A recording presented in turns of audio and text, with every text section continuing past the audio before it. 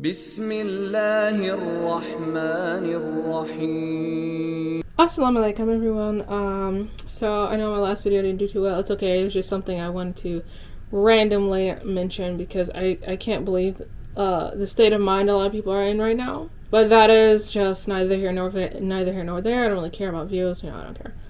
But I do want to talk about things and use my opinion and my platform to spread the message of Islam. Okay. So with that out of the way, I will be reacting to, I'm sure you can see the title, and once again, I hope you guys are having an amazing weekend. I tend to post every Sunday or Monday, which is not a really good time to post. I should be posting like Friday so that you guys can see it over the weekend, but with school and everything, it was just crazy. Now, temporarily, I'm not in school, so I'm going to try to upload a lot more for you guys, but don't hold me to that too much. I don't know. So for all the new people coming, hello, and I hope that you are also having an amazing day or night, whatever. So, and everything in between. So we're just gonna get it started with this iamLucid. Now, what is interesting before I even start this video, really quickly, is that didn't he say that he had like a near-death experience? I remember the 3 Muslims. Shout out to y'all.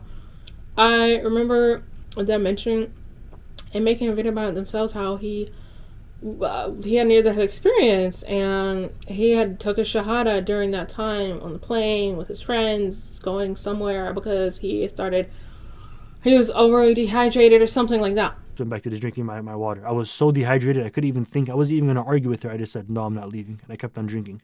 If she set me outside in the Hawaiian heat, right, super dehydrated, trying to mouth down some PDLA after taking some Zofran, she's out of her fucking mind. No logic whatsoever. How do you do that to another human being? And at this moment, I'm drinking slowly, sip by sip, just trying to not die. So I'm praying, my God, my Lord, please ease her heart. Please change her mind. Please out of here safe.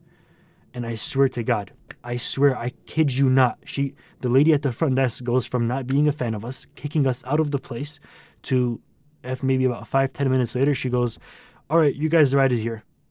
And we know how dangerous that is. So anyway, and he thought he was going to die. He wasn't necessarily dead and went to heaven temporarily, and we'll talk about those kind of people later, which I personally think strengthens my iman. Like, a lot of people who had near-death experiences confirm aspects of Islam that a lot of us with strong iman don't necessarily need confirmed, but they will help confirm certain aspects of Islam. Anyways, just in case you just want that little extra boost of confidence and you're like, oh my gosh, I keep forgetting how amazing God is. So anyways, that's like near-death experience people, and that's kind of their perspective and how they can help us with our own iman. Anyway, our own faith, in other words.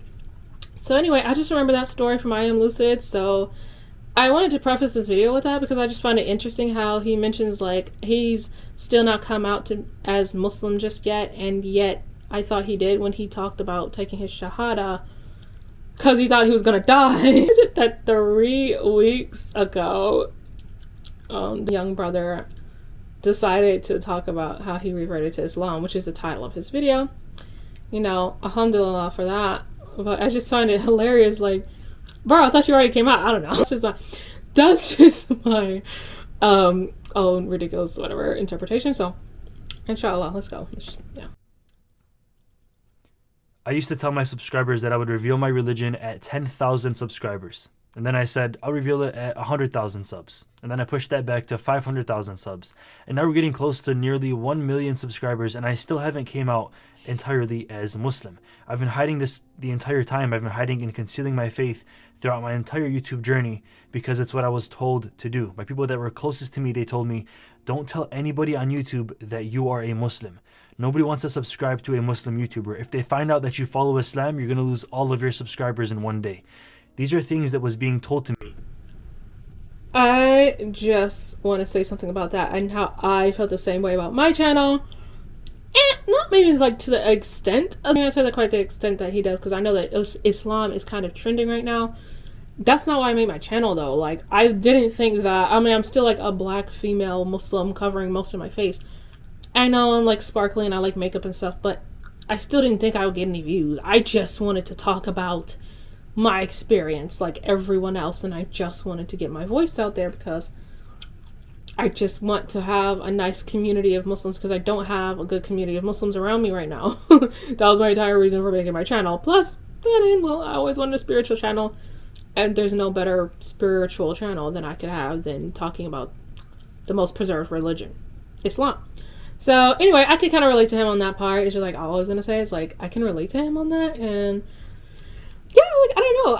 I don't ever think that it is okay to ever feel like you should ever let pressure from anybody to stop you from talking about your religion, whatever it is, as long as you're not hating on another one, like certain people. And I'm trying not to name names right now, but it also came from a live that the 3 Muslims recently did, and a certain person they had on there has been hating on our religion, and I might talk about him later.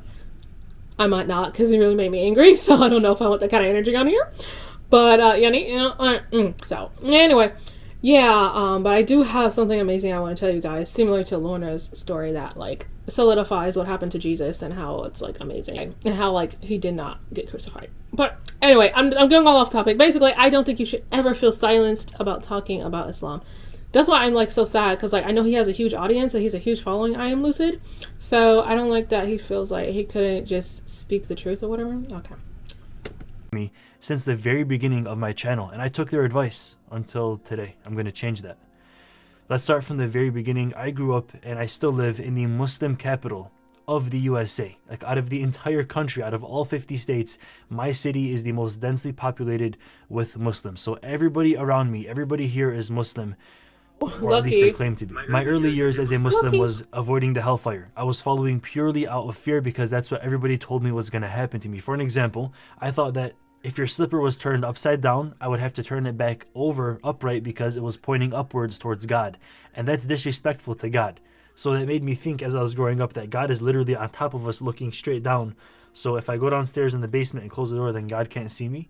And then I also believe that the little like hand that has the evil eye on it, or even like the little blue evil eye bracelets or necklaces that people wear, would actually protect me from dark energy or evil energy from other people, which is not correlated to Islam whatsoever, and is probably one of the biggest sins that there are. This is not Islam. It's a widespread religion that I like to call social Islam. It has nothing to do with the Quran or God at all, actually. You're just following the Muslims that claim to follow God. So it makes you somewhat of a backseat third-party Muslim, which is the furthest thing from Islam. And when I came to my own logic and reasoning by ages 7, 8, 9, I started questioning. So if God can only see the slipper when it's pointing up, does that mean that God is limited and he can only see us from top to bottom? Or if this little blue amulet can save me from bad stuff, then what does God have to do? Why don't I just praise this blue amulet that I'm wearing on my wrist? This doesn't really make any sense, and I was genuinely questioning the social Islam that everybody told me that I should be following. I believe that Islam was a false religion with no proof and was based off of blind faith, so at ages 9, 10, and 11, I deeply questioned it, and by middle school, I entirely rejected Islam. I also had a middle school teacher that at age 12 told the entire class that we should all not believe in God because God's not real, he doesn't exist, you can't prove God to me, and it's just some conspiracy that man made up so that people can do good things and not hurt each other. And I genuinely believe that. At age 12, that's what pushed me over the edge from being somewhat agnostic, maybe he's real, maybe he's not, to just entirely being an atheist for years to come. My teacher made me an atheist. The unanswered questions that I had towards Islam or believing in God in general was, first, why does God put us here to grief and suffer? Why doesn't God just show us a sign if he wants us to believe? Why do I have to pray and fast and abstain from sins? Why can't I just donate money and be a good person? Why is there calamity, stress, and evil if God is the most merciful? If God is the all-knowing, then why does he have to test us? Shouldn't he know where we're going to end up, either in heaven or hell? What's the point of even putting us through this? And the best of all, seeing is believing. I have to see God to believe in him. So I began my spiritual journey. I was meditating and I was thinking introspectively for the majority of my day, asking and answering questions that just seemed right to me. And I ended up adopting the ideology from people online and through Discord that we are all God. That everybody, that everything that has ever existed is God. We are all one. So it's the I am you religion, as I like to call it. Like, they literally believe, and I did at one point believe, that I was you. We are all the same exact thing. And this made a whole lot of sense to me, that we are all God trying to explore God. Like, God's trying to explore himself. At the time, this did make a lot of sense to me. Now I know that it's very limiting to what infinite truly is. For an example, I believe that the universe itself, as it expands, is God, that we are all the universe. But if you mix the term God and universe, then you're giving God a dying name. Because with today's science, we now know that the universe will die. It's going to end someday. The same way that the universe started, it's going to end. So if God has a start end to end, is he really God? I would avoid using the word God. Instead, I would replace it with universe, which is what we see a lot of people nowadays doing, the new age, woke, spiritual people that kind of have their own subjective views on spirituality, which is all different and not objective in any sense. I believe that I was praying to the universe. I was being in tune with the universe, which in actuality, what does that even mean? If the universe is eventually going to die one day, then you're just praying to a dying God. If God can die, he's probably not God. God can die. He's probably not God.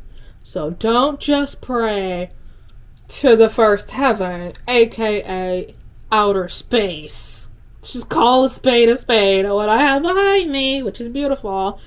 But it's just the first heaven. It's the closest thing I can have to anything related to God. So I have it on my wall. I don't want any idols or any... I don't even want Jesus on my wall. You know there's no picture of Prophet Muhammad, peace be upon him. I wouldn't even want that. I've never thought about what he looked like, actually. I don't care. That's not what's important. It's its soul, right? Back to the statement that I just made. Do not pray to a false god, which was created by God, which would be the first heaven. I don't pray to this. I just think it's cute. It's a small, poor imitation of what God made, and I'm open to admit to that. Right? So I think that we all should be open to admit to things like this. And that's just another side note that I wanted to make. But anyway, iamLucid. Don't remember his name. Fantastic guy. Side note, love the hair.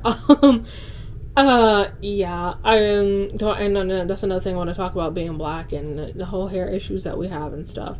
And our culture behind our black hair and, whatever. Like, me personally, I like not having to show it. Anyway, I'll get back to the video. Don't pray to false gods. Oh, I love the way he said that. I'm sorry. When my worldviews began to crumble on me, I started to go through an existential crisis.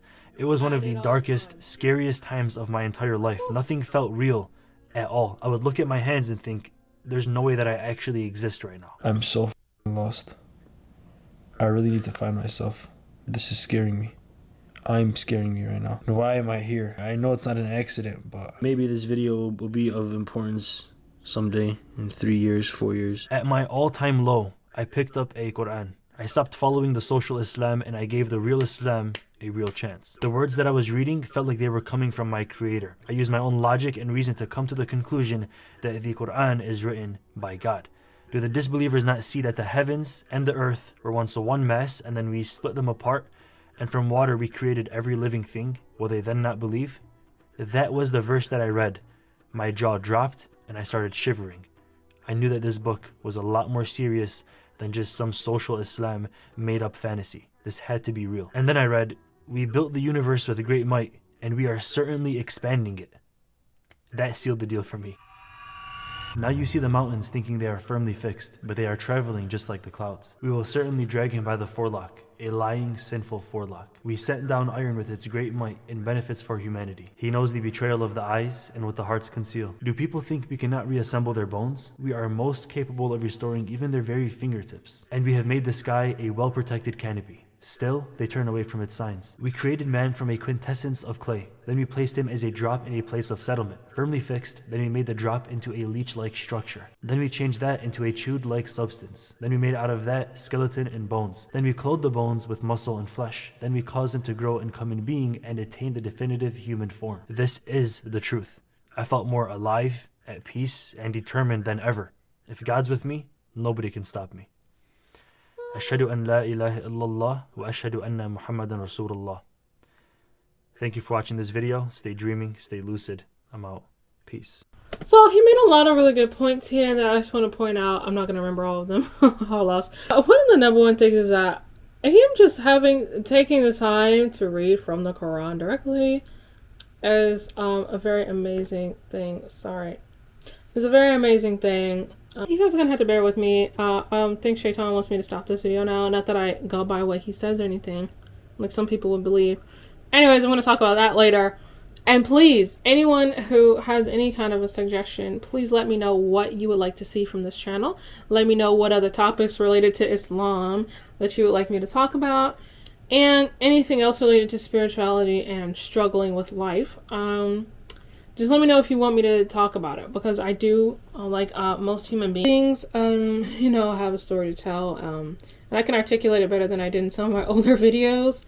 So anyways, y'all, I will still be making all these different videos, especially I have some more time on my hands now. So just, by the way, this doesn't mean anything. I'm just like, just let me know. This is still really shaky, a terrible setup. It's better than it was before.